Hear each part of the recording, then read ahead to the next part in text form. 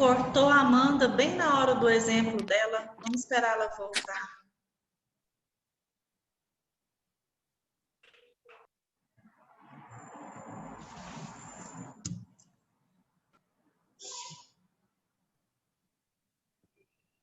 Didi.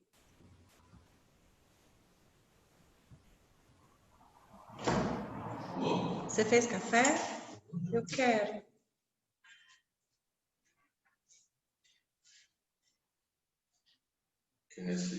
Nasci. Amanda, você voltou? Sim, era isso mesmo.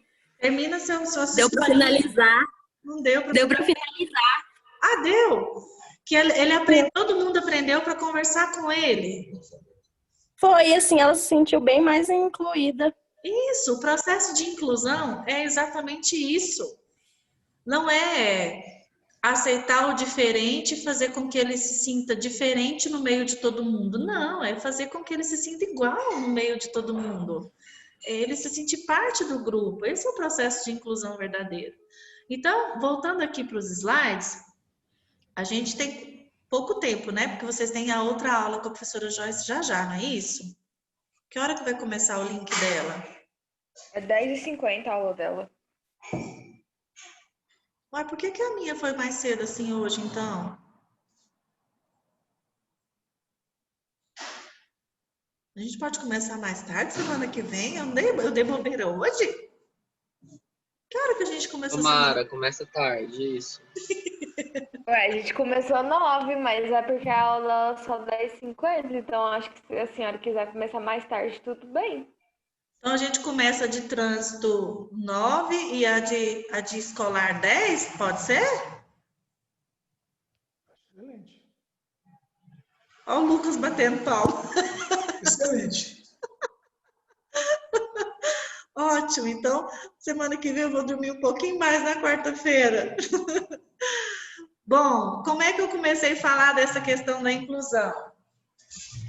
Porque a inclusão não existia antes, ela era feita de uma maneira equivocada, chamando de educação especial.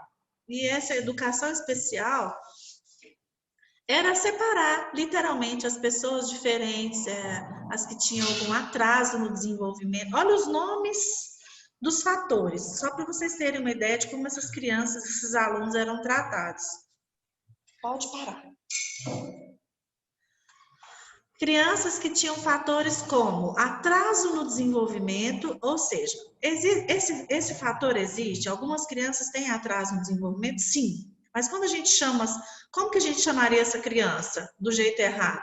Os atrasados, né? Então, ou os deficientes. Então, isso tudo pode estigmatizar uma criança.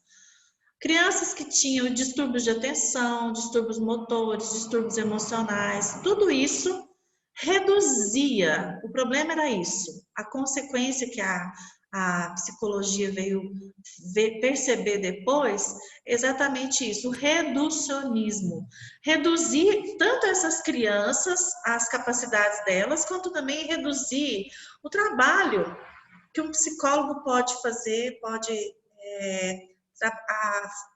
atuar dentro de uma escola. Uma outra preocupação entre os psicólogos escolares na época, na década de 70, era mostrar que o índice de reprovação entre as crianças do primeiro ano, a primeira série do primeiro grau, ou seja, o primeiro ano, que é como se fosse o prézinho, né? Mais da metade dos alunos ficava retido, ficava como aluno repetente. E o que acontecia? O abandono escolar era muito grande, atingia fundamentalmente as crianças das classes populares. Ou seja, a criança não aprendia, quando ela é reprovada, ela abandonava a escola. A evasão escolar, gente, hoje em dia é uma realidade muito grande, mas era maior. Por quê? Porque hoje a evasão escolar, ela acontece de fato, os meninos param de ir para a escola no ensino médio, mas no ensino fundamental, para os pais, eu não sei se vocês sabem desse dado, Se eu estiver falando alguma coisa errada, alguém me corrija, mas é assim, é isso que eu sei. Para a criança, para a família receber a Bolsa Família, a criança tem que estar matriculada na escola e ela precisa apresentar o comprovante de matrícula. Se não apresentar esse comprovante de matrícula, ele não recebe o Bolsa Família, Bolsa Escola. É Bolsa Escola ou é Bolsa Família? Agora eu estou confusa. Roberto, me ajuda. Estou falando besteira? Não, tem o Bolsa Família e tem o Bolsa Escola, mas o que você está falando é exatamente. O Bolsa Família exige de famílias que têm filhos na idade escolar que eles estejam matriculados e ainda apresentar o boletim lá, o andamento. Ai, obrigada. Então, eu não estou doida, não. Eu já li isso mesmo. Então, hoje em dia, existe talvez um índice mais baixo de evasão escolar no primeiro ano, no ensino fundamental 1, porque para as famílias carentes receberem esses auxílios do governo, eles precisam comprovar que os filhos estão estudando. Apesar de que prova a matrícula. Agora, provar que esse aluno está frequentando de fato a escola, mas isso nem os pais provam. Eles estão trabalhando e os meninos ficam em casa e vão para a escola na hora que eles vão para a escola. É a hora de ir. Não existe alguém para direcionar, para levar para a escola. Não é tão bonitinho, não é tão romantizado como a escola das crianças de classe média e média alta, que pai e mãe leva, que a professora está no portão esperando e tal. A criança de escola pública, a criança de classe mais baixa, ela vai para a escola sozinha. Ela anda de ônibus, ela anda a pé, percorre muita distância para chegar à escola. E às vezes ela fica com preguiça, às vezes ela não quer ir para a escola. Não tem ninguém em casa, eles estão sozinhos e às vezes eles não vão.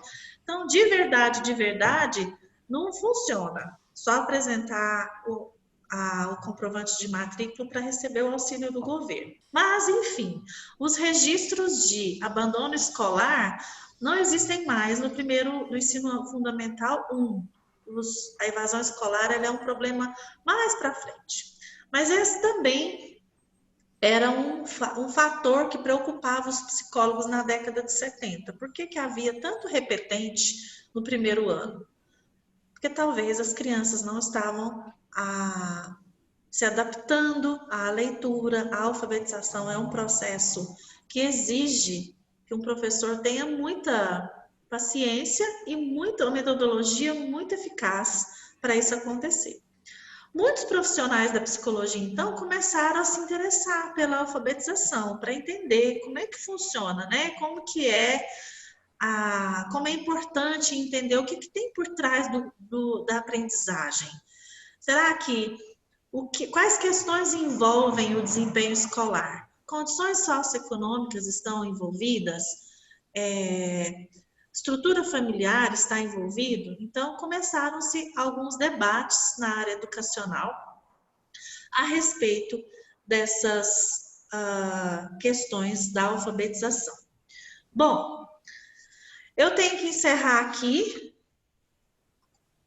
porque já são 9h50, já deu 50 minutos da nossa aula. E na próxima aula, a gente começa, então, sobre as novas perspectivas a respeito do trabalho do psicólogo escolar. Vou falar o finzinho desses slides aqui, e nós já vamos começar a respeito dos focos de intervenção. O que um psicólogo... E aí eu quero que vocês reflitam para a gente discutir na próxima aula. O que é para refletir?